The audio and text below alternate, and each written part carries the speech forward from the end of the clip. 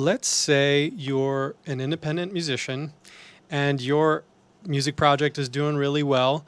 You're getting a lot of streams on different streaming platforms. Maybe your social media is doing really well. And let's say you've played one show in your area. Maybe you've played no shows ever, and you want to take your project to the next level. You want to take your project on tour, but you have no idea where to tour. Maybe there's not a lot of great opportunities in your area. The data on the streaming platforms are telling you that there's all these different places far away, all far away from each other, that are very popular with your music, and you don't know what to do next. If you're anything like that, you're a lot like me. I have a project called Ciao Ciao Marigold, which is like psychedelic chill beats.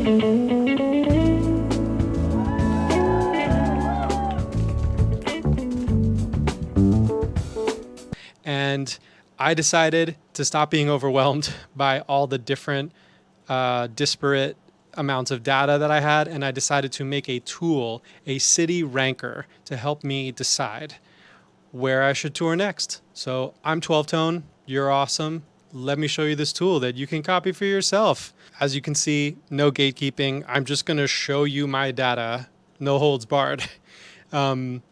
These are my behind the scenes numbers. This whole thing to look at first is overwhelming. I know, trust me. And I don't like numbers either. I am an English major and working with numbers gets overwhelming, but actually this tool is for people like me.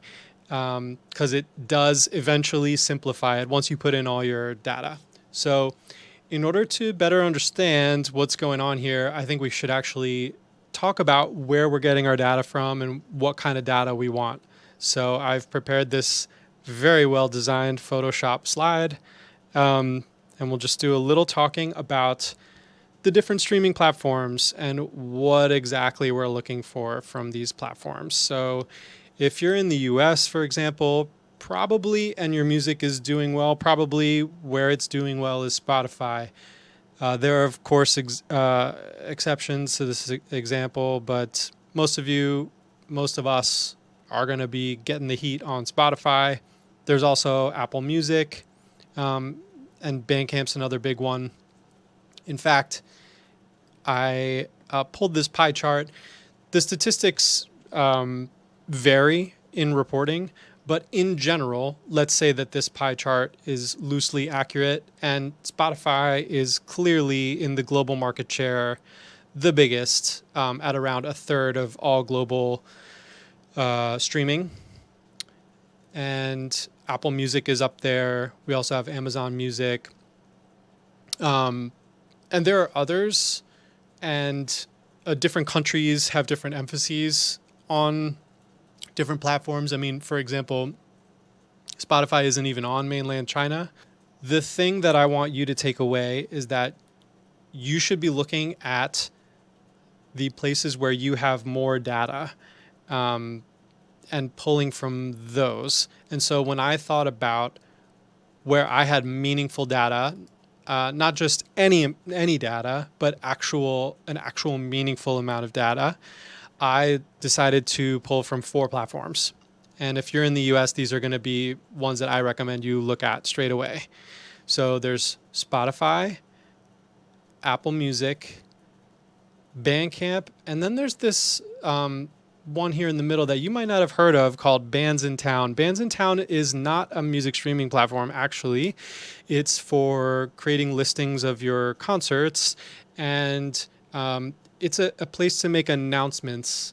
It's somewhat like a social media platform, but it's intended more to create a direct connection between fans and artists. And I'm not being paid by any of these platforms, by the way, to feature them. These are just the platforms that I happen to pull from. And not only did I have a lot of data from these 4 platforms, but what's really important is that you need to be able to pull like data from all of them. That you need to have common metrics from them. So what I decided was I was going to pull my Bandcamp listener numbers, broken down by city. I was going to pull my Apple Music listeners by city. And I was going to pull my Spotify listeners broken down by city again, except in the case of Bandcamp and Apple Music, they allow you to look at the full lifetime of your project. And Spotify, they only allow the last 28 days, which is a shame. They also only allow the top 50 cities to be visible, which is also a shame. Spotify, you should change that. And then with Bands in Town, I decided to use followers as the metric. I have enough followers now that it became worth it. And Bands in Town does this amazing thing where they break down your followers for you by geographic area. So you can even message them directly by geographical region. Message meaning send an email or I believe a push notification. Again, I'm not being paid or encouraged by Bands in Town to explain this. But anyway, what I decided was Spotify listeners in the last 28 days would be a fair enough metric to use against all-time Apple Music listeners, Bands in Town followers, and Bandcamp listeners. They call them buyers on Bandcamp, by the way. But looking at my data, I know it's not possible that all the numbers they're showing me are the buyers. I think they mean potential buyers, which is essentially people who listened to your music. So here are the 4 platforms. The most powerful thing about this tool that we're going to do in building it is we're going to take a weighted average. So not only are we going to smash all the numbers together per city in order to start making sense of the data, which even if you did just that, it would start to tell you something, but we're going to take a weighted average of those numbers. So what it means is I'm going to put a different emphasis on the number from each platform. And if you've done this before, which I hope you have, although the American school system is a little sketchy these days, if you've done a weighted average before, this should look familiar. What I did was I decided that because Spotify has such a huge share of the global streaming market, that it should deserve the largest share of the weight in the average. And even though I didn't technically have to, I decided to make the numbers equal up to 100%. So this 0.4 number corresponds to me saying in the weighted average that I think Spotify should get 40% worth of the number that I want to be spit out. And the number, by the way, is going to be called the grade for the city. So here we are. Spotify listeners, Spotify gets 40%. Apple Music gets 25%. Bands in Town gets 25%. And Bandcamp gets 10%. Now, I told you why I did it for Spotify. Another thing that I give Spotify credit for is that they will list your shows for you when you make show listings, or when the venue makes a show listing for you. You can make that appear on your Spotify page. The same goes for Apple. Apple, there is a way to make your show listings show up on your Apple page, but Apple does have a smaller market share of this global streaming market that we talked about. So using my own intuition and judgment, I decided to give it 25% for all those positives, pros and cons, yada, yada. Bands in Town, I decided to give equal weight to Apple because this ability to reach your followers directly is incredibly powerful and should not be overlooked. And if you haven't built a Bands in Town page, I can't recommend it enough. Especially if you're going to start booking lots of shows, you may want to make the event page yourself and make it start showing up on your music streaming accounts. So if the promoter isn't doing that, if the venue isn't doing that, you're going to want to do that. And Bands in Town is a great tool to do that. And then you can start collecting your followers and messaging them directly. It's so powerful. So that beautiful power with Bands in Town merits a 25% weight. I love Bandcamp, and I don't mean to like diminish it by giving it 10%. I mean, I like Bandcamp enough to put it in the average. But I just don't, Ciao Ciao Marigold, my music just doesn't get enough heat on there for me to feel like I have really strong data. So I love that I am getting streams, and I love that it's being broken down by a geographical area. However, and I love that I can message followers directly. However, I don't have a lot of data. I don't have a lot of followers on Bandcamp. So those are the four that I decided to pull from. Could I have pulled from SoundCloud? Sure. I don't have enough data. Even less than Bandcamp, I don't have enough data to really merit adding it in. Could I have pulled from YouTube Music? No. I actually haven't put Ciao Ciao Marigold on YouTube Music, so I don't have data to pull from. And I actually have been thinking about adding the music to YouTube Music in order to start collecting that data and also start collecting that revenue. There are lots of other platforms that we could talk about, but take a look at this chart and think about your own data that you have and what would be better for you. But because there are 4 data streams, I just decided to divide it by 4 to keep the number smaller, just to take that general average. And then I also, just to tame the numbers, I decided to round it to only 2 decimals because the numbers were starting to get a little hairy. Let's go back to the tool itself, the city ranker. So these 4 yellow columns on the right, you see these? Those are these 4 boxes that we were looking at. So what I have done is I have gone through, made a list of all the cities, that's this red column, all the cities that ranked high on the various lists. Ranked high meaning in the top 70, 80. And I dropped as much data as I could find into these 4 columns. So if we take a quick look at Spotify, we can see that in the last 28 days, meaning part of June and part of July of 2026, I have 2,300 about listeners in the New York area. And then we can go progressively down until the numbers start to kind of look all very similar. And what that is if the city drops below the rank of 50, like I mentioned on Spotify, they don't list it. So I just assumed that I have at minimum 50 monthly listeners. Maybe that's a bit presumptuous, but that's what I decided to do to just stabilize the numbers.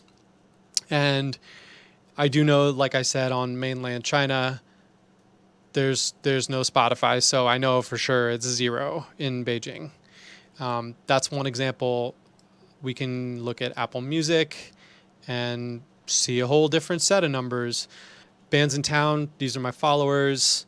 Yeah, basically I went through and as you can see, I added in all the data and I put in the corresponding cities, except you can see on this list that some of them have slashes, some of them say metro. What I did was I decided to make an executive decision, and I took neighborhoods that are listed that are just on the outside of a city, and I decided to just combine them into that city. Or if you're from Seattle, Columbia City is right there, or Raleigh-Durham, if you've been around there in North Carolina, you know that those are basically like, they're so close together, similar with Cologne and Bonn, or is that? Yeah, they're so close together, like you might as well count them together. If you disagree with my methodology, you're welcome to split them up and see how it shakes out in your list. But that's what I decided to do. Because for the sake of touring, like if you're going to be going to one of those places, you're essentially going to the other. You're essentially going to want to be able to alert or activate the fans like who are so close by in that neighboring city. So New York and Brooklyn are together in the SF Bay Area. This is going to offend some people, but I put Oakland, Berkeley, and San Jose all together. I have lived in San Francisco. Please don't come after me. I really do feel like it's all close enough. Okay. So we've talked about the big four columns. We've talked about the cities. Now let's talk about how we got to these numbers. Here is the true grade. This is just the raw numbers that came out when I put together the formula that I needed to spit out what I wanted. So this is Google Sheets. You can do this in Excel if you want to. But basically, what I said is I want you to take a sum of these four columns, these corresponding cells in the columns, and I want you to weight them according to these numbers. This should look familiar. This should look exactly like this, right? So take the number from this column, multiply it by this, and then sum those four things. And then I decided to just round up that number to 2 decimals. That's what this means. I did a roundup formula, and then I said 2 decimals.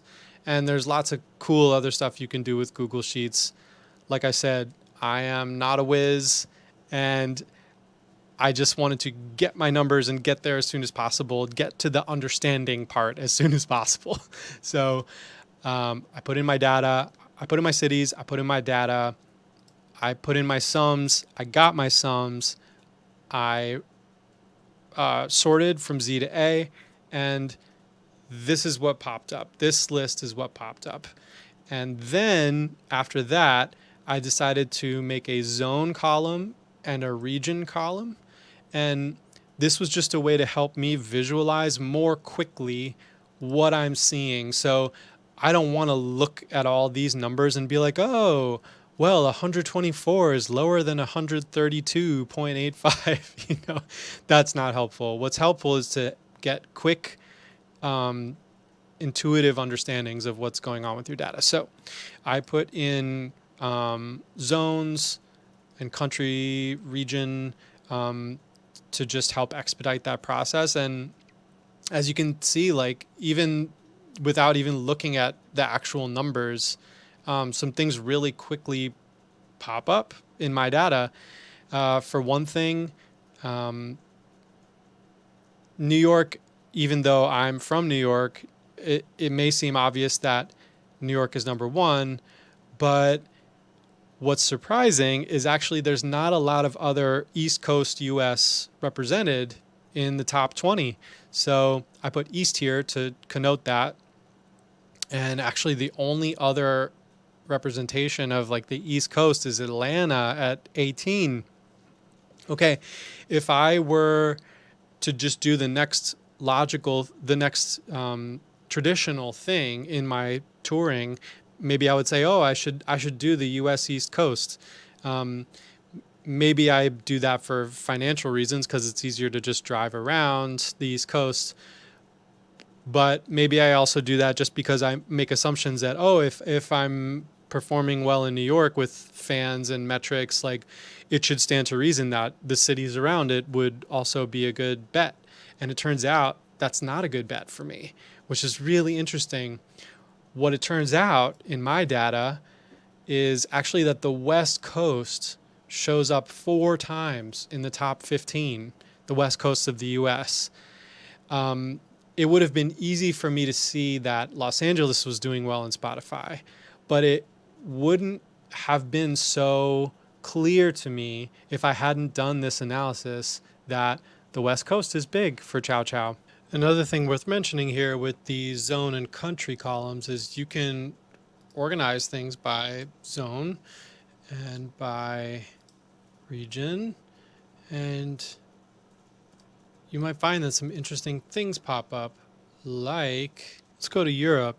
So this is highest ranked to lowest. Paris, kind of as expected, is number 1 in Europe.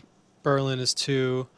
But things start to get maybe a little unintuitive here, because if you just go by population size and dogmatically you just assume what the big cities are for music and for touring, you might start to think of other cities than Amsterdam, Zurich, Cologne, Stockholm. Oslo really surprised me. Oslo being in the top 7 for European cities.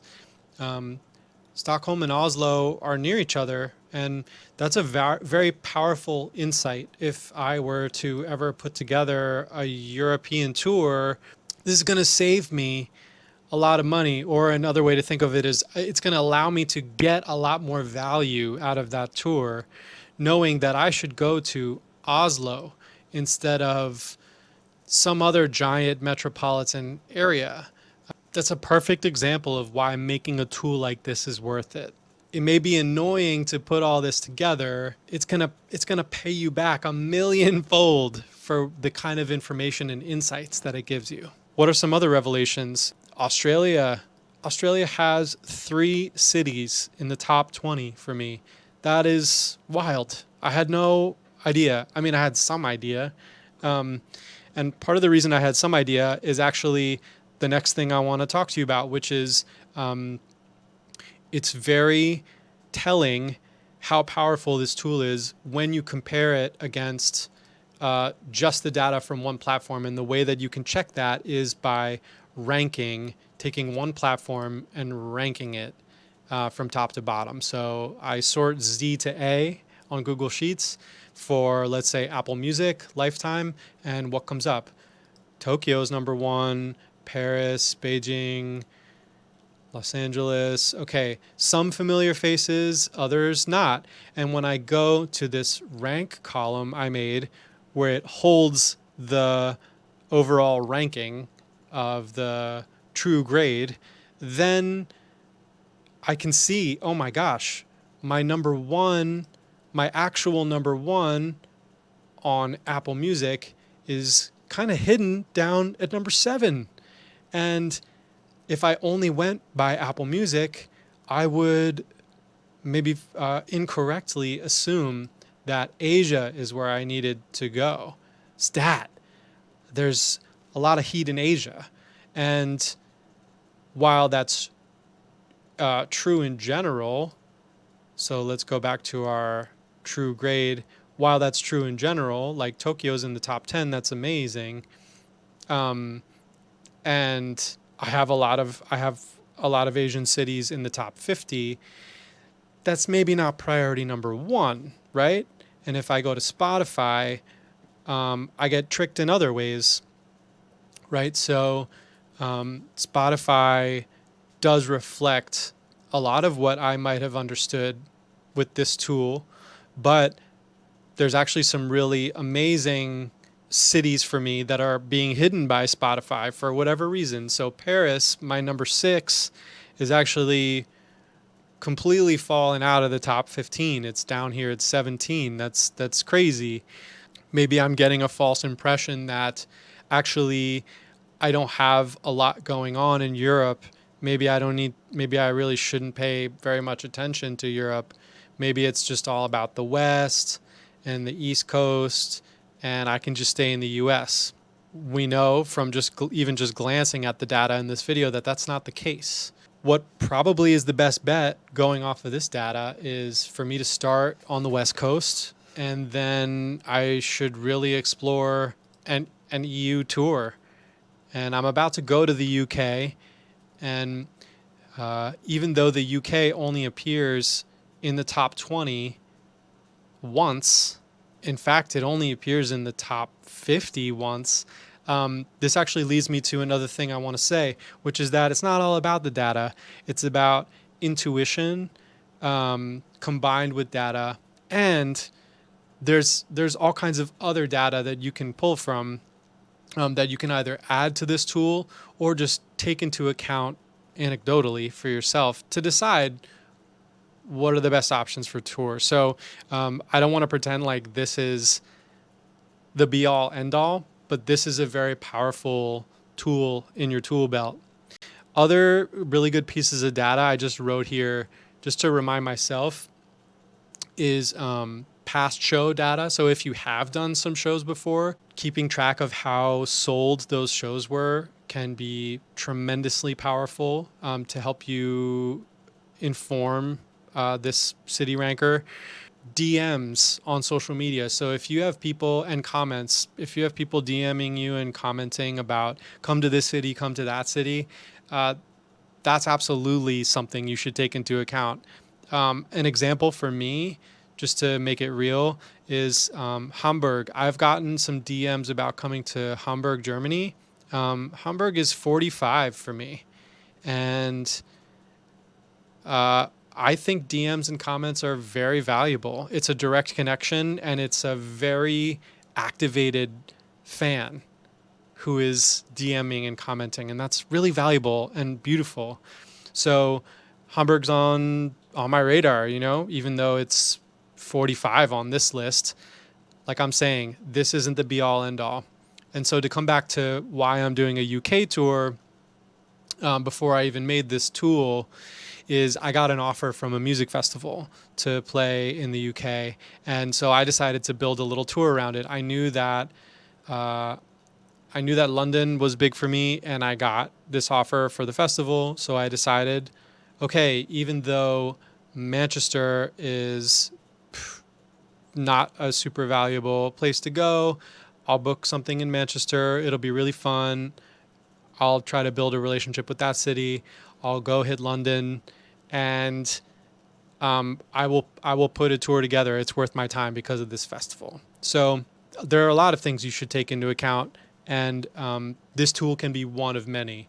But instead of feeling like you're just floating at sea and you could paddle in any direction, it would be useful if you just knew where to paddle to get home the soonest, or to get wherever you want to go the soonest. You know what I'm saying? So friends and family, where do you have friends and family? Like, I have some loved ones in San Diego. San Diego is not in the top 20, still pretty good, but you know, it matters a lot to me that I might have a place to crash in San Diego, or I know that some people are definitely going to be at the San Diego show if I book something. And then finally, like connections. Like if you happen to have connections in a certain place, you should definitely work those connections. And maybe that's not something that's going to be high metrically on your city ranker, but you should take that into account. And something that I'm going to work towards is maybe even trying to find ways to render that data, like I said, and add more columns into my city ranker. Okay, some last tips for how to make sense of this city ranker and make it work hard for you. Curving the grade is this thing it was annoying to put together, but it actually ended up feeling really illumination. It illuminated a lot for me. What I did was I decided, like, okay, I want to basically behave like this spreadsheet is like a test, and each city is like a student, and I want to give them all a grade out of 100 because these numbers are so high and they're all over the place. It's easier for me to think of this as like on a scale of 100. That's something I can get my mind around, and then I can see it helps me understand how much better certain cities are than others. So I made this formula. If you want to learn more, I can tell you in the comments about it. It's a little complicated, but it's not that complicated. I mean, I'm not that smart. I'm not that good with numbers, and I figured out how to do it. So you can probably figure out how to do it too. I took this formula, I rounded it up to the nearest 2 decimals, like I do, just to keep the numbers simple. And basically it's all the same as these true grade numbers in terms of rank. But what it does is it just makes it all very visible, very clear out of 100 what's going on. So what it doesn't mean is that these lower ones are getting an F grade necessarily, unless you want it to mean that. But basically, it gives you a sense of how much better the top cities are than than others. And even better than that, Google Sheets allows you to make visualizations of your data. And so I took the city column and the curved grade column and I turned it into this bar graph. So out of 100, you can see that New York is head and shoulders better than Los Angeles. So it's not just that New York is number 1 and Los Angeles is 2 and London is 3. It's that New York is by far number 1. And actually Los Angeles and London are a distant second and third, but they're very equal in the heat that they got going on with the Ciao Ciao Marigold. So the takeaways for me are I need to go to the West Coast ASAP. The takeaways for you may end up being totally different, but don't be overwhelmed by your data. Make a Google Sheet or any other kind of spreadsheet program. Interpret the data for yourself. Use your intuition, but also make the data work hard and make Google Sheets do some thinking for you. And one little other Google Sheets pro tip is make a little cursor parking lot for yourself and anyone else who's joining in on the sheet so that you don't keep it cluttered. That's it. That's all I have for you. Thank you.